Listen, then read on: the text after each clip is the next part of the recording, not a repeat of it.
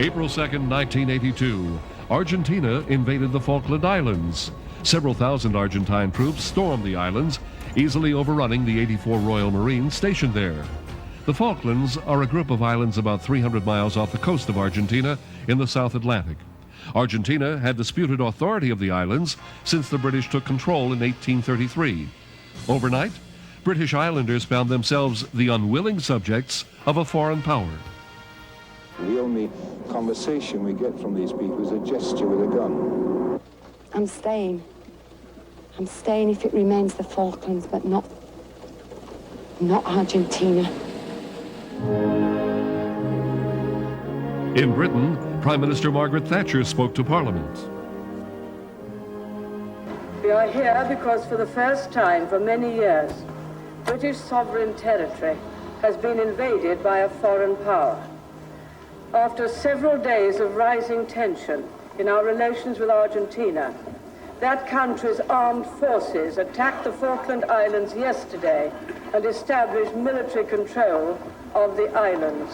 The government has now decided that a large task force will sail as soon as all preparations are complete.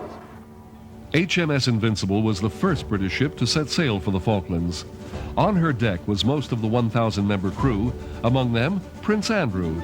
Ashore, thousands lined the docks in a show of national support. The large ceremonial departure demonstrated Britain's full commitment of Navy, men, and war machines to defend the Falklands. The Invincible was joined by the aircraft carrier HMS Hermes. The Hermes acted as the floating command center for the Falklands operation. The entire action would rely on these ship supplies since Britain was 8,000 miles away. The British ships began an immediate blockade of the Falkland Islands. Over the next month, losses on both sides were minimal until a British submarine sank Argentina's only cruiser. Over 300 Argentinians were lost. And on May 4th, 1982, the Argentine Air Force retaliated by hitting the HMS Sheffield with an Exocet missile. About 30 British sailors were killed, and the ship was damaged so badly that it had to be abandoned. Survivors were airlifted to the Hermes. It was the first major British warship loss since World War II, and it showed that Britain would not escape the Falklands unscathed.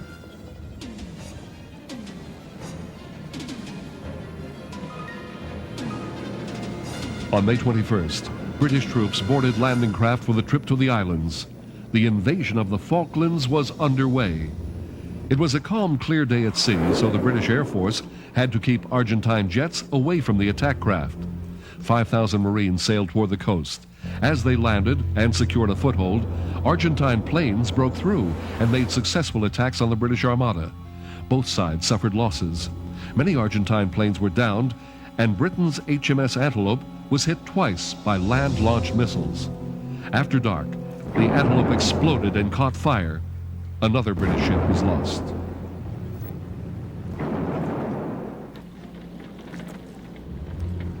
On the islands, British Marines fought their way across East Falkland to the capital of Stanley, and on June 14th, Argentina surrendered.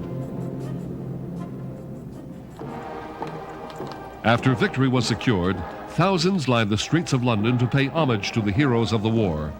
The Argentine junta may have underestimated the resolve of Margaret Thatcher and the British. It was a costly mistake.